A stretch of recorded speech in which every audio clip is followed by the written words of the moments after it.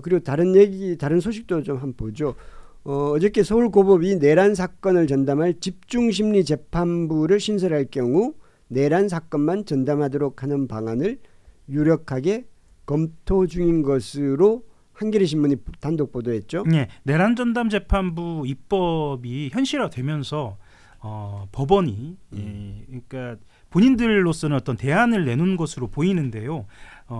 내용은 이렇습니다. 서울고법이 내란 사건을 수사하는 조은석 특별검사팀 내란 특검이 기소한 12.3 불법겸과 관련된 사건의 항소심을 집중심리재판부에 배당하고, 이것은 지금 입법하는 거하고 별개입니다.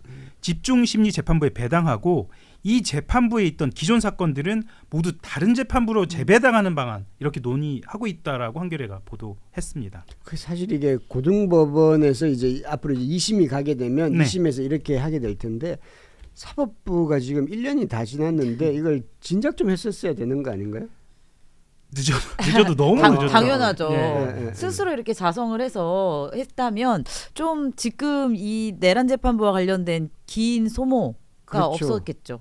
그렇죠. 내란 전담 재판부가 얘기가 나온 것도 처음부터 나온 것이 아니라 이게 직위원 재판부의 그 3월달에 그 즉시 풀어준 것들 이런 것들이 쌓이면서 불안과 불신이 커지면서 그렇죠. 내란 전담 재판부 논의가 나왔고, 근데 이게 결과적으로 지금의 민주당에서는 내란 전담 재판부와 이 고등법원에서 이제 집중 재판부라고 했나요? 네. 집중 심리 재판부하고 예. 거의 차이가 없는 거 아닌가요? 뭐 결과적으로는 그런데 사법부에서 본인들이 절대 양보하지 못한다라는 지점이 하나 있는데 그게 임의배당입니다. 그러니까 사무관할과 임의배당인데 이 배당을 임의로 배당하는 것, 그러니까 판사가 누구냐라는 것을 결정을 하는 문제를 누군가가 미리 결정해 오는 것. 예.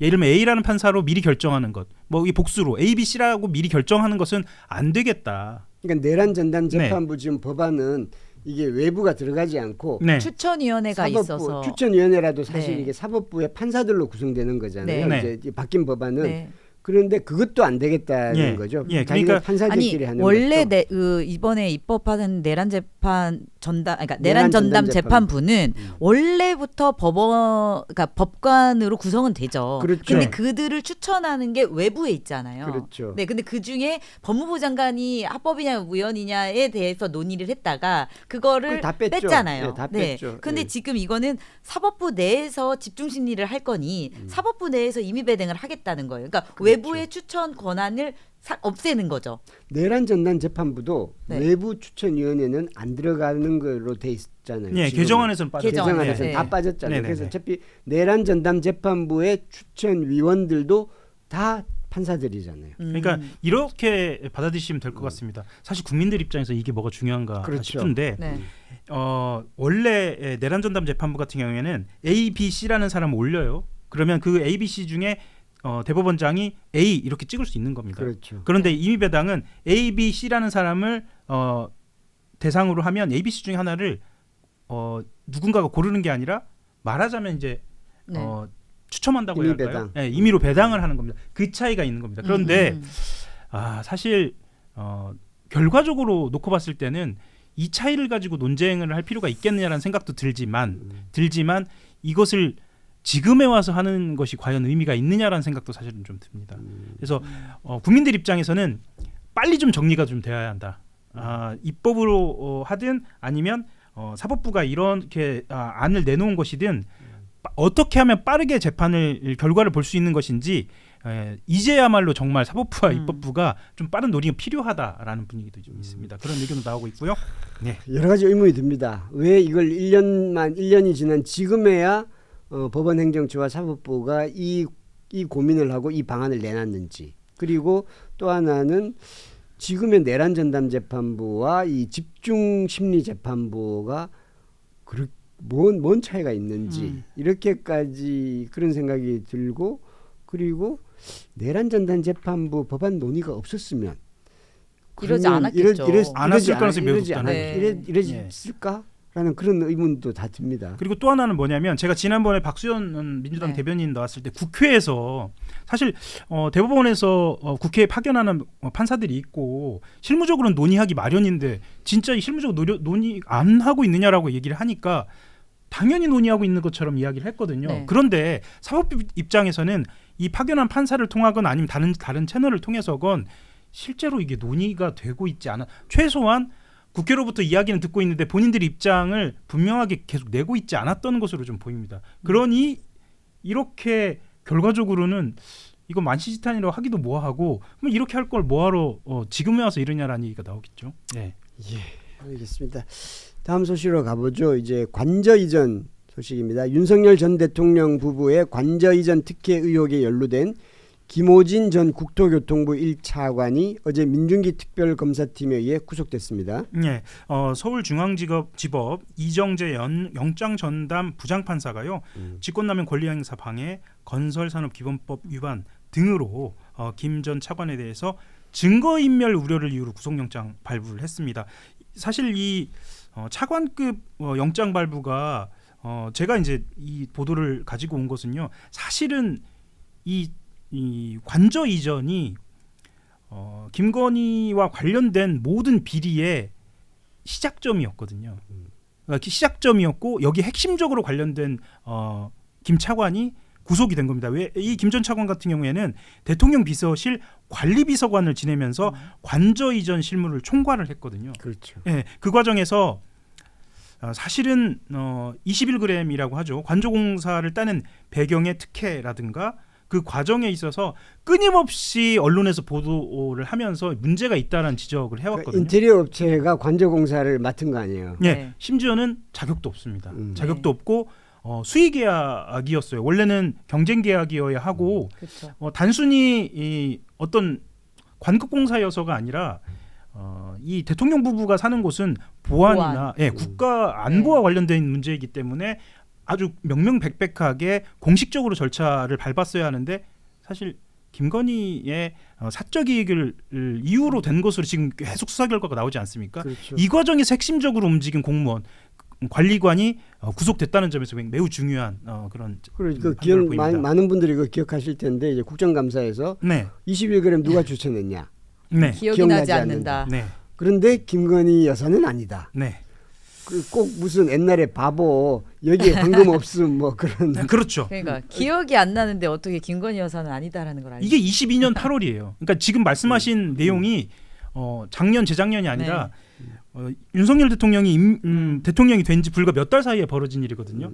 심지어는 이제 말씀하셨던 것처럼 그 당시에 대통령 비서실장이 그 답변에 대해서 여기서 답변을 하면 그 사람이 타겟이 되고 어느 업체가 들어간지 다 알려지게 됩니다라고 얘기했는데 사실 그 사람이 김건희고 그 업체가 21g이라는 거 다 알고 있었거든요. 그렇죠. 네, 그런 상황이었기 때문에 사실은 이 김 전 차관이 구속된 것이 시작이긴 하지만 또 너무 늦었다 이것 또한. 그렇죠. 네, 그렇게 보여집니다. 그리고 이게 감사원이 감사를 했잖아요. 네. 예, 그것도 관련돼 있습니다. 그 감사원이 왜 이 감사를 부실 감사했는지도 저는 수사를 해야 될 것 같아요. 수사를 해야죠. 맞습니다. 그것 또한 지금 추정으로는 김건희가 관련돼 있고 V제로가 관련돼 있었고 그 V제로의 충성에 복무했던 유병호 사무총장 지금은 이제 감사위원이죠.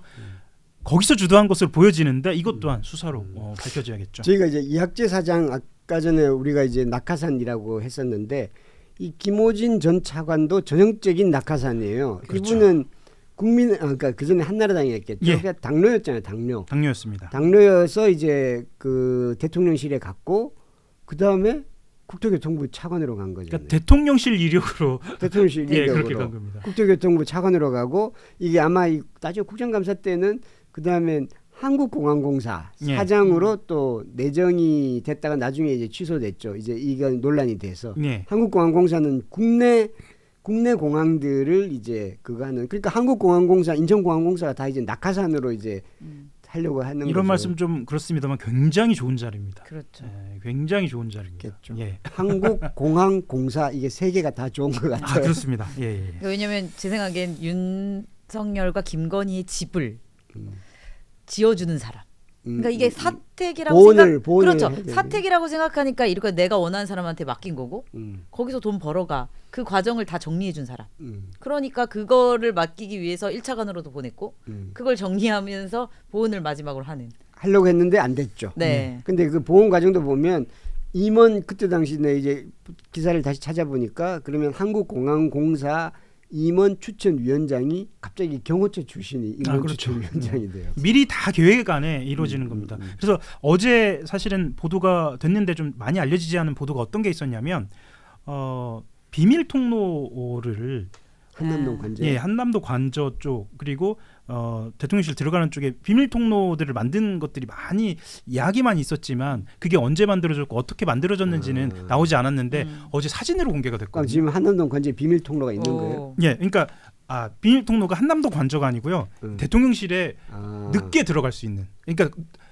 쉽게 술 말씀드려서- 마시고 들어가는 11시에 11시에 네. 들어갈 수 있는. 예, 제가 이제 국방부 출입할 때가 지금 대통령실이 그때 국방부였으니까 그쪽은 계단이 있는 곳입니다. 근데 그쪽으로 진입로를 만들어 가지고 언론이 볼 수 없게 이렇게 만든 겁니다. 이게 공교롭게도 그러니까 윤석열 대통령이 한참은 언론에 출근하자마자 등장을 했잖아요.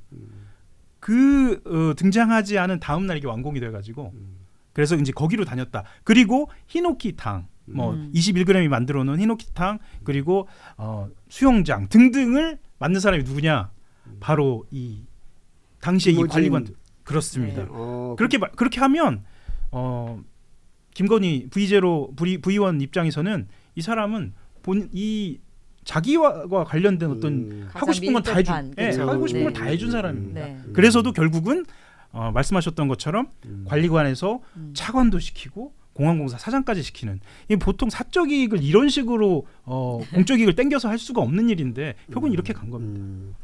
예, 마지막으로 하나만 더 보도록 하죠. 이제 쿠팡 이야기입니다. 어제 쿠팡 청문회도 있었고요.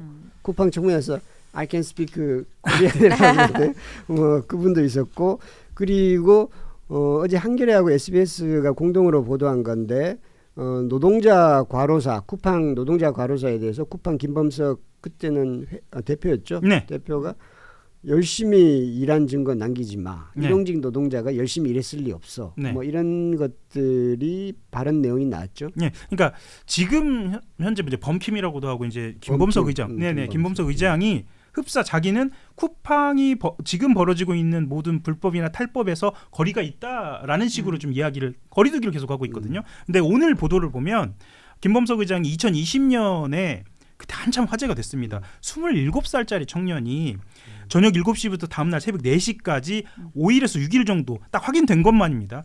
고강도 노동을 한 다음에 심근경색으로 숨졌거든요. 이게 문제가 됐고 국회에서 쿠팡 임원을 국감 증인으로 채택을 해요. 김범석 의장을 채택한 것이 아니고 당시에는 충분히 부를 수 있었습니다만 김범석 의장이 아니라 쿠팡 임원 전무를 국감 증인으로 채택을 했는데 이것에 대해서 김범석 의장이 직접 본인이 개입을 한 겁니다. 어느 정도로 개입을 했냐면 그 당시에 패스웨이로 텔레비전 그러니까 CCTV 영상을 본인이 직접 보면서 이것을 빼라 넣으라고 하는데요. 이런 말을 합니다. 자, CCTV 영상 내용 재구성하는데 그 사람은 그 27살짜리 청년을 의미합니다. 자, 그 청년이 열심히 일했다는 내용의 메모는 절대로 남기지 마라. 이 메모는 이제 보고 내용을 이야기하는 것 같은데요.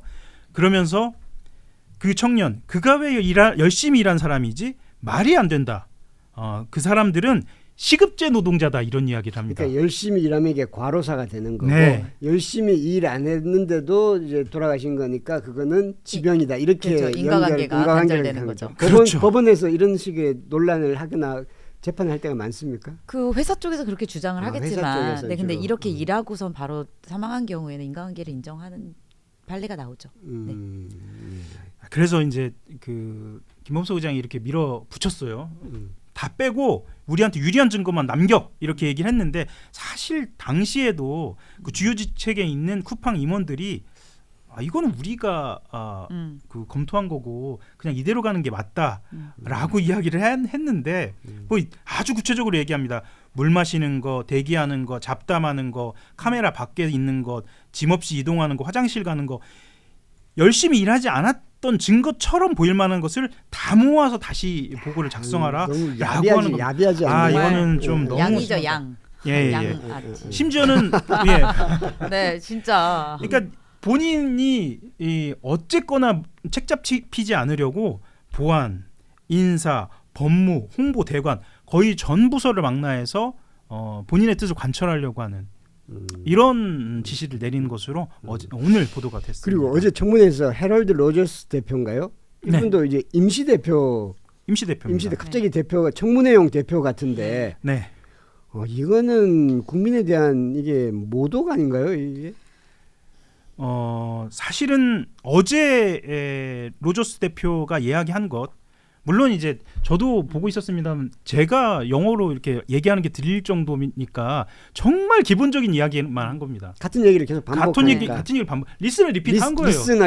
리슨하긴 한 거예요. 그런데 핵심은 어떤 이야기였냐면 미국 법령상 민감도를 고려했을 때 지금의 상황은 법 위반이 아니다라고 이야기를 하고 싶었던 거예요. 그 얘기를 미국인의 입을 빌어서 네. 하고 싶었던 겁니다. 근데 이게 법 위반이 아니라면 미국 기업은 우리나라에 있을 수 없는 겁니다. 네. 그렇죠. 네.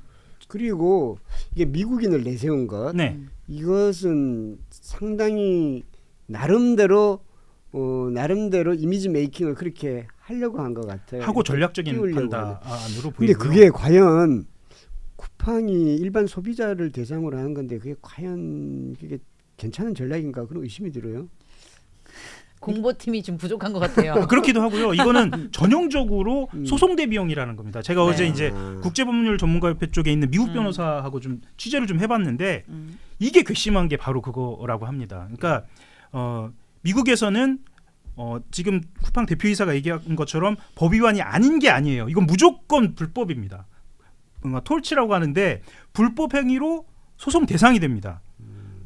그런데 왜 이렇게 얘기를 하냐면 불법성보다는 그러니까 우리가 지금 청문회에서는 책임을 묻고 있는데 불법성으로 이야기를 프레임을 전환한 다음에 이게 불법이 아니다라고 이야기하면서 오히려 이후에 미국 소송에 대비를 하는 거죠. 우리는 불법을 몰랐고 그리고 선을 잘라서 김범석은 정말 몰랐다. 이게 미국 소송은 금액이 더 크죠. 크니까. 네. 금액이 예. 크죠. 한국 소송보다 이제 미국 소송이 네. 두려운 거죠. 네, 실제로 준비가 되고 있고요. 이런 전략적 차원이다라고 이야기를 하는데 사실 이 전략도 그러니까 두 가지가 실패입니다. 아까 말씀하셨던 것처럼 한국에서 90% 이상 수익을 내고 있지 않습니까? 네. 한국 국민들이 딱 이 대목에서는 도저히 참을 수 용납이 안 없다라는 되죠. 여론이 네. 완전 지금 팽배해 있는 상황이고 두 번째는 전략적 차원에서 법률로 봤을 때도 이게 과연 옳은 것인가? 요즘 미국 판례도 예전에는 이런 판단이 맞아 이렇게 가면은 소송이 유리했는데 지금은 이렇게 본인들이 몰랐다고 해서 봐주냐? 그렇지 않다고 합니다. 특히 개인정보 같은 경우는 그렇다고 합니다. 네.